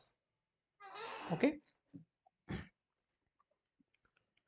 રાઈટ. ચલો, હવે આપણે આ જ વસ્તુને આપણે થોડું એનાયન તરફથી સમજીએ. એનાયનના કેસમાં શું થશે? બરાબર? તો ટાઇટલ લગાવી દો ફોર એનાયન. હવે અહીંયા જુઓ, આ કેટાયન, આ એનાયન, બરાબર? તો કેટાયનથી તો આપણે સમજી લીધું, તો એનાયન પણ સમજીએ. તો એનાયનની સાઇઝ જેટલી વધુ હશે, અહીંયા જો માની લો એક એનાયન આવડો છે, માની લો એક એનાયન આવડો છે, અને માની લો એક એનાયન આવડો મોટો છે. અહીંયા તમને નહીં દેખાતું હોય કદાચ, માની લો અહીંયા છે આ પ્રમાણે, બરાબર? તો આવા કેસમાં શું થશે? તો કેટાયનને આપણે સેમ લઈ લઈએ, આવડો નાનો કેટાયન, અહીંયા આવડો નાનો કેટાયન, અહીંયા આવડો નાનો કેટાયન. તો કેટાયનની સાઇઝ આપણે સેમ રાખી. તો આ જે તમારો એનાયન હશે, એના જે ન્યુક્લિયસ હશે, માની લો અહીંયા તમારો ન્યુક્લિયસ છે, બરાબર? આપણે એનાયન જસ્ટ તમને બતાવવા માટે કહું છું, બાકી ઇલેક્ટ્રોન આ પ્રમાણે ફરતા હશે એની આસપાસ, બરાબર? મિડલમાં નેગેટિવ ચાર્જ નહીં હોય તો તમને ખબર પડે એટલા માટે કીધું, બરાબર? આ પ્રમાણે મને તમારે ઇલેક્ટ્રોન આ પ્રમાણે ફરે છે, બરાબર? તો એનાયનની સાઇઝ જેટલી વધુ હશે એટલું શું થશે? આ ન્યુક્લિયસ પોતાની તરફ ઇલેક્ટ્રોનને ખેંચીને નહીં રાખી શકે, બરાબર? કારણ કે સાઇઝ વધી ગઈ તો ન્યુક્લિયસ પોતાના ઇલેક્ટ્રોનને નહીં ખેંચી રાખે, બરાબર? તો આવા કેસમાં શું થશે? આ જે તમારું કેટાયન છે એના માટે ઈઝી થઈ જશે આને ઇલેક્ટ્રોન ખેંચવાના, બરાબર? કારણ કે આ તો ન્યુક્લિયસ ખેંચી જ નથી શકતો એને. તો આવા કેસમાં શું થશે? તમારો જે કેટાયન છે ઇઝીલી આ ઇલેક્ટ્રોનને પોતાની તરફ ખેંચવાનો ટ્રાય કરશે. તો જેટલી તમારી એનાયનની સાઇઝ વધુ હશે એટલું શું થશે? તો અહીંયા સિમ્પલી તમારો જે એનાયનની સાઇઝ જેટલી વધુ તો એટલું એનું પોલરાઇઝેશન વધુ થઈ જશે, અને પોલરાઇઝેશન વધુ થઈ જશે તો કોવેલેન્ટ કેરેક્ટર શું થઈ જશે, વધુ થઈ જશે. બરાબર. તો હવે આપણે દરેક વસ્તુને સમરાઇઝ કરવાનો ટ્રાય કરીએ. તો સમરાઇઝ કરીને આપણે કેવી રીતે લખી શકીએ? તો જુઓ, સિમ્પલી આપણે વસ્તુને સમજી લીધા કે આપણો જે એનાયનની સાઇઝ જેટલું વધુ હશે એટલું તમારું પોલરાઇઝેશન વધુ થઈ જશે. બરાબર. અને પોલરાઇઝેશન વધુ થઈ જશે તમારું, સોરી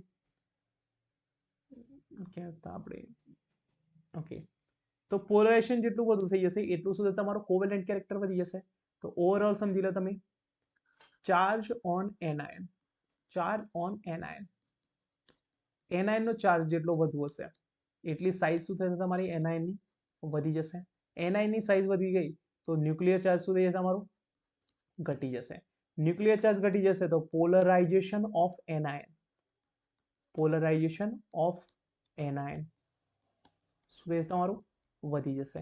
અને પોલરાઇઝેશન ઓફ એનાયન વધી જશે તો કોવેલેન્ટ કેરેક્ટર પણ શું થઈ જશે તમારું, અહીંયા કોવેલેન્ટ કેરેક્ટર પણ શું થઈ જશે, અહીંયા તમારું વધી જશે. બરાબર.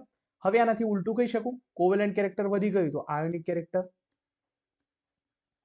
આયોનિક કેરેક્ટર ઘટી જશે.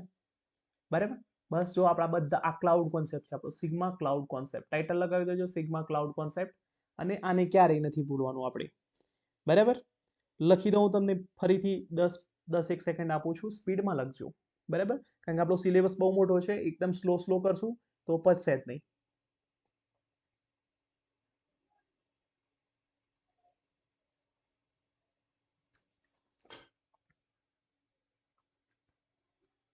ઓકે, તો આઈ હોપ કે તમે લખી દીધું હશે. હવે આ દરેક વસ્તુને આપણે સમરી, હું તમને શોર્ટમાં કહી દઉં તો શોર્ટમાં સમરી શું છે. તો શોર્ટમાં સમરીની વાત કરો તો ટાઇટલ લગાવી દો સમરી, અથવા તમે આને શોર્ટ નોટ પણ કહી શકો, સમરી. તો સમરીમાં આપણે શું કહી શકીએ, તો કેટાયનની સાઇઝ જેટલી, કેટાયનની સાઇઝ જેટલી નાની એટલું જ પોલરાઇઝિંગ પાવર વધુ, અને કોવેલેન્ટ કેરેક્ટર વધુ, અને આયોનિક કેરેક્ટર ઓછું. એનાયનની સાઇઝ જેટલી વધુ, એનાયનની સાઇઝ જેટલી વધુ એટલું polarisation, polarisation of anion, POA કહી દઉં, પોલરાઇઝેશન ઓફ એનાયન શું થઈ જશે, વધુ, કોવેલેન્ટ કેરેક્ટર વધુ, આયોનિક કેરેક્ટર ઓછું. બસ આટલું વસ્તુ યાદ રાખી દો. ક્વેશ્ચન તમારા જો રમકડાની જેમ સોલ્વ થશે, રમતા રમતા સોલ્વ કરી નાખશો ક્વેશ્ચન તો. બરાબર. ઓકે, હવે કેટલાક ક્વેશ્ચન કરાવું હું તમને, જે પોસિબલ છે, તમને 99% તમને આવડતા હશે. પછી આની અંદર પણ કેટલીક લિમિટેશન છે તમારા ફઝાન્સ રૂલની, એ પણ વસ્તુ હું તમને સમજાવું, અને એ વસ્તુ પણ તમારે હંમેશા માટે યાદ રાખવાની. બરાબર. તો ચલો રેડી થઈ જાઓ, મસ્ત આપણા મસ્ત મજાના ક્વેશ્ચન આપણે સ્ટાર્ટ કરી દઈએ. તો માની લો મારી જોડે આ પ્રમાણેનો લિથિયમ પ્લસ છે, પોટેશિયમ પ્લસ છે, potassium, sodium plus, potassium plus, અને માની લો તમારો રૂબિડિયમ પ્લસ છે. બરાબર. હવે આ 4 કેટાયન મેં તમને આપેલા છે. આનો મારે તમને પોલરાઇઝેશન, મતલબ પોલરાઇઝિંગ પાવર તમારે મને ઓર્ડર શોધી આપવાનો છે, પોલરાઇઝિંગ પાવરનો. વિચારો, પોલરાઇઝિંગ પાવર કોના સાથે રિલેટેડ હતું, તો કેટાયન જેટલો નાનો એટલું સારું એવું પોલરાઇઝેશન કરી શકતો હતો. તો અહીંયા તમારે જસ્ટ સિમ્પલી સાઇઝ જોવાની. સાઇઝ જોવા માટે આપણે જે ગયું ચેપ્ટર ભણ્યા કેમિકલ પિરિયોડિસિટી, એ વસ્તુથી આપણે સમજવાનું. ધેટ મીન જુઓ, એ ચેપ્ટર નહીં ખબર હોય તો આ ચેપ્ટર પણ નહીં ખબર પડે. બરાબર. તો દરેક ચેપ્ટર એકબીજા સાથે ઇન્ટરલિંક્ડ છે. આપણે એવી રીતે જ સમજશું કે જેથી તમને કમ્પ્લીટલી ખબર પડી જાય. બરાબર. તો સિમ્પલ આપણે વસ્તુ સમજીએ તો અહીંયા થાય છે શું, અહીંયા જો લિથિયમ પ્લસ છે, સોડિયમ પ્લસ છે, રૂબિડિયમ પ્લસ છે, આ અહીંયા તમારી સાઇઝનો ઓર્ડર શું છે, તો સાઇઝમાં સૌથી પહેલા કોણ આવશે તમારું, રૂબિડિયમની સૌથી વધુ, પછી પોટેશિયમ, પછી સોડિયમ પ્લસ, અને પછી લિથિયમ પ્લસ. તો સાઇઝ જેટલી અહીંયા યાદ રાખો, સાઇઝ જેટલી નાની એટલું કોવેલેન્ટ, એટલું પોલરાઇઝિંગ પાવર, પોલરાઇઝેશન પાવર કેવું વધુ. અહીંયા તમારો પોલરાઇઝિંગ પાવરનો ઓર્ડર શું આવશે, તો પોલરાઇઝિંગ પાવરનો ઓર્ડર શું આવશે, તો લિથિયમ પ્લસની સાઇઝ હાઈએસ્ટ હશે compare to sodium plus, compare to potassium plus, and compare to rubidium plus. બરાબર. તો એક આ ક્વેશ્ચન સમજી લો. તો આ જે ક્વેશ્ચન છે આપણે શું કર્યું, સાઇઝ ફેક્ટરની મદદથી સમજ્યા. એવું જરૂરી નથી કે દરેક વાર તમને સાઇઝ ફેક્ટર જ આપેલો છે, પોસિબલી છે તમને સાઇઝ ફેક્ટર સાથે ચાર્જ ફેક્ટરનો પણ ક્વેશ્ચન આપી દે, તો એવા ટાઈપનો પણ ક્વેશ્ચન આપણે સમજીએ. એના પહેલા એક બીજો ક્વેશ્ચન સમજો. આજે લિથિયમ, આજે આપણે આલ્કલી કેટાયન સમજે ને, આલ્કલી મેટલ કેટાયન, એ પ્રમાણે આલ્કલાઇન અર્થ મેટલના કેટાયનનો પણ આપણે ઓર્ડર સમજીએ. તો એ પણ ક્વેશ્ચન લખી દો. પોસિબલી છે કે એવો ટાઈપનો બીજો એક ક્વેશ્ચન આવી શકે. માની લો મારી જોડે Be2+ છે, Mg2+ છે, Ca2+ છે અને માની લો તમને Strontium2+ છે. બરાબર. આનો તમને પોલરાઇઝિંગ પાવરનો ઓર્ડર શોધવાનો છે. કેવી રીતે શોધશો? ચલો આપું છું તમને 30 સેકન્ડ, વિચારો. 30 સેકન્ડ સુધીમાં વિચારો. જસ્ટ તમને લખવાનું નથી, જસ્ટ વિચારવાનું છે કે આન્સર શું આવશે.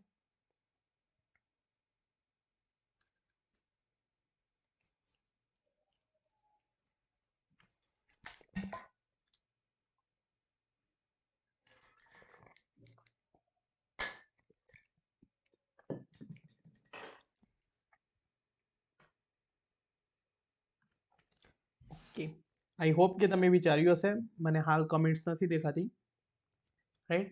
ઓકે, જો આની અંદર સિમ્પલી શું છે, આ બધા એક જ તમારા ગ્રુપના છે, તો અહીંયા એક જ ગ્રુપમાં હોય તો સાઇઝ ફેક્ટર આવી જાય. તો સાઇઝ જેટલી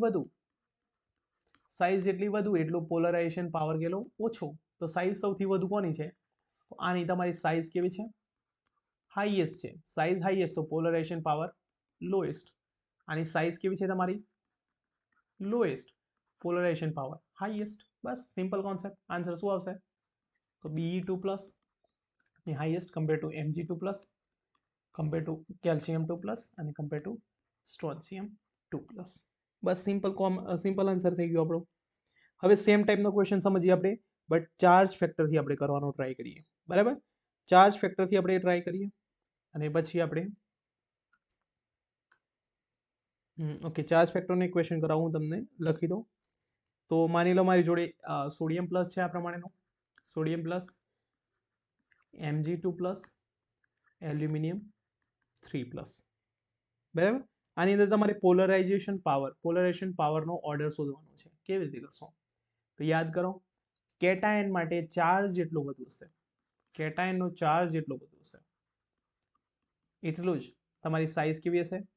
ઓછી હશે. સાઇઝ ઓછી તો પોલરાઇઝેશન પાવર વધુ. તો ઓવરઓલ આપણે એવું કહી શકીએ કે ચાર્જ જેટલો વધુ હશે તમારો, પોઝિટિવ ચાર્જ જેટલો વધુ હશે એટલો પોલરાઇઝેશન પાવર વધુ હશે. તો આનો ચાર્જ કેટલો છે તમારો? ચાર્જ કયો છે તમારો? હાઈએસ્ટ. ચાર્જ હાઈએસ્ટ તો પોલરાઇઝેશન પાવર પણ હાઈએસ્ટ. તો માટે સિમ્પલી અહીંયા તમારો પોલરાઇઝિંગ પાવરનો ઓર્ડર શું આવશે? તો એલ્યુમિનિયમ 3+, એના પછી આવશે તમારો મેગ્નેશિયમ 2+, અને એના પછી આવશે તમારો સોડિયમ પ્લસ આવશે. બરાબર? એ જ પ્રમાણે માની લો તમને એક બીજો ક્વેશ્ચન કરાવું, પોટેશિયમ પ્લસ અને Ca2+. તો અહીંયા હવે સિમ્પલી તમે જોઈ લો, ડાયરેક્ટ લખતો નથી, અહીંયા તમને કહી દઉં છું LP order, PP order, polarizing power order. તો જો આનો ચાર્જ વધુ છે, તો જેટલો ચાર્જ વધુ એટલું તમારો પોલરાઇઝિંગ પાવર વધુ. તો અહીંયા સિમ્પલી આન્સર શું આવશે? કે પ્લસ વધુ હશે કમ્પેર ટુ Ca2+. બરાબર?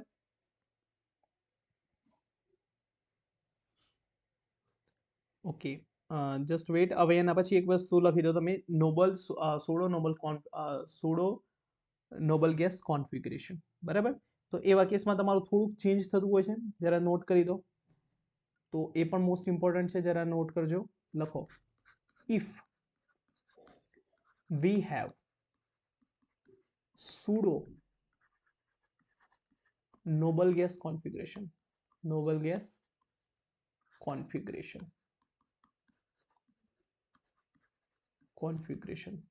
તો એવા કેસમાં શું થાય? હવે સૌથી પહેલા તમને ક્વેશ્ચન થાય છે કે sir pseudo noble gas configuration કોને કહેવાય? તો એવું કોન્ફિગરેશન કે જેની અંદર તમારું એ નોબલ ગેસ તો નથી, બટ એનું જે આઉટર મોસ્ટ ઓર્બિટલ હશે એ બધું કમ્પ્લીટલી ફિલ્ડ હશે. ફોર એક્ઝામ્પલ તમને કહું, કોપર. તો કોપરની શું થાય તમારી ઇલેક્ટ્રોનિક કોન્ફિગરેશન? આર્ગન, પછી શું આવશે તમારું? 4s1 3d 10 થઈ જશે. હવે માની લો હું તમને કોપર +1 કહી દઉં છું, તો કોપર +1 માં શું થશે? તો આર્ગન હશે, પછી +1 થઈ ગયો તો s માંથી એક ઇલેક્ટ્રોન જતો રહેશે, શું થઈ જશે અહીંયા? 3d 10 થઈ ગયું. તો હવે જુઓ, આ તો કમ્પ્લીટલી ફિલ્ડ હતું, આર્ગોન થઈ ગયો, આ પણ કમ્પ્લીટલી ફિલ્ડ થઈ ગયું. આ કેવું થઈ ગયું તમારું? સુડો, મતલબ નોબલ ગેસ તો નથી, પણ સુડો નોબલ ગેસ કોન્ફિગરેશન કહેવાય. Pseudo noble gas configuration. Configuration, બરાબર. તો જે પણ એલિમેન્ટ્સના સ્યુડો નોબલ ગેસ કોન્ફિગરેશન હશે એનો પોલરાઇઝિંગ પાવર એકદમ વધી જશે. નોટ કરીને રાખજો કે સ્યુડો નોબલ ગેસ કોન્ફિગરેશન હશે તમારો તો પોલરાઇઝિંગ પાવર એકદમ વધી જશે તમારો, એનો હાઈએસ્ટ થઈ જશે પોલરાઇઝિંગ પાવર. હવે પોલરાઇઝિંગ પાવર હાઈએસ્ટ થઈ જશે તો કોવેલેન્ટ વેક્ટર પણ કેવું થઈ જશે? હાઈએસ્ટ થઈ જશે. બરાબર. તો તમારે યાદ રાખવાની જરૂર નથી કે નોબલ ગેસ કોન્ફિગરેશન ક્યારે થશે કેવી નહીં. તમને હું જસ્ટ 6 કેટાયન આપી દઉં છું. એ 6 કેટાયનમાંથી કોઈ પણ આવે તો એનો પોલરાઇઝિંગ પાવર હાઈએસ્ટ થશે અને એક્ઝામમાં તમે ફસાવવા માટે તમને આ ક્વેશ્ચનમાંથી આ કોન્સેપ્ટમાંથી ક્વેશ્ચન કાઢી નાખશે. બરાબર. તો સિમ્પલી તમે યાદ રાખી દો કોપર +1, સિલ્વર +1 અને બીજું આવશે તમારું ઓરમ +1. પછી આવશે તમારું ઝિંક 2+, Hg2+, લાસ્ટમાં આવશે તમારું Cd2+. તો આ જે છે તમારા આના સ્યુડો નોબલ ગેસ કોન્ફિગરેશન છે. Pseudo noble gas configuration. બરાબર. સ્યુડો નોબલ ગેસ કોન્ફિગરેશન હશે તો આનો જે પોલરાઇઝિંગ પાવર છે એકદમ વધી જશે અને પોલરાઇઝિંગ પાવર વધી જશે તો કોવેલેન્ટ કેરેક્ટર પણ શું થઈ જશે? એકદમ વધી જશે. બરાબર. તો આ ટાઈપના કોઈ પણ કેટાયન જ્યારે તમને આપ્યો હોય, કોઈ પણ કેટાયનનો સોલ્ટ આપ્યો હોય તમારે તો એનો હાઈએસ્ટ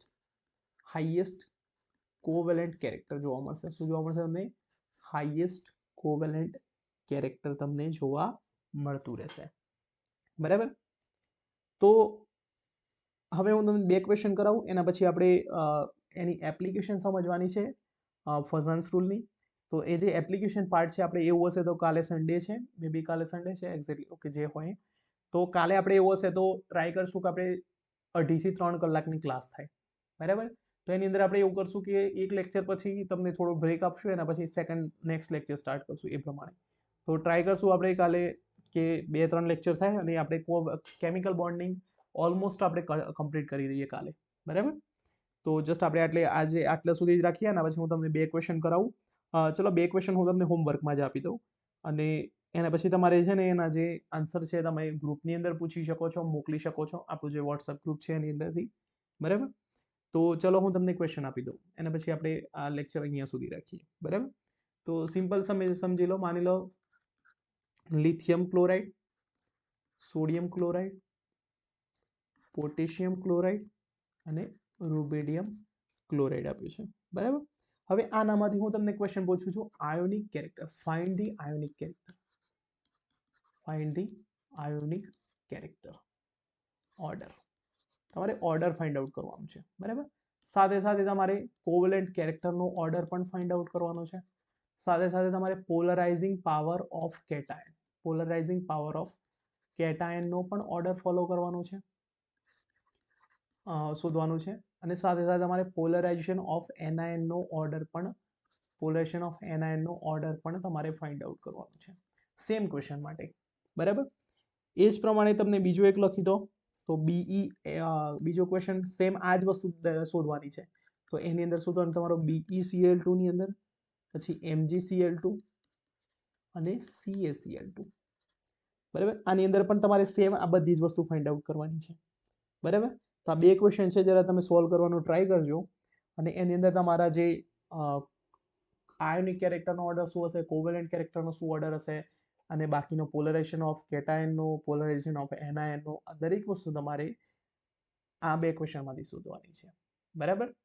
તો આઈ હોપ કે તમને ફઝાન્સ રૂલમાં મજા આવી હશે, તમને બધા જ કોન્સેપ્ટ ક્લિયર થઈ ગયા હશે અને મે બી તમને કદાચ ઓલરેડી આવડતો હોય તો તમારો કોન્સેપ્ટ વધુ સ્ટ્રોંગ થયો હશે અને જો તમને કદાચ નહોતો આવડતો તો મે બી પોસિબલ છે કે તમને ખબર પડી હોય. અને આઈ હોપ કે હું તમને સમજાવવામાં સફળ રહ્યો, કે તમને ખબર પડી મેં જે સમજાવ્યું એમાં.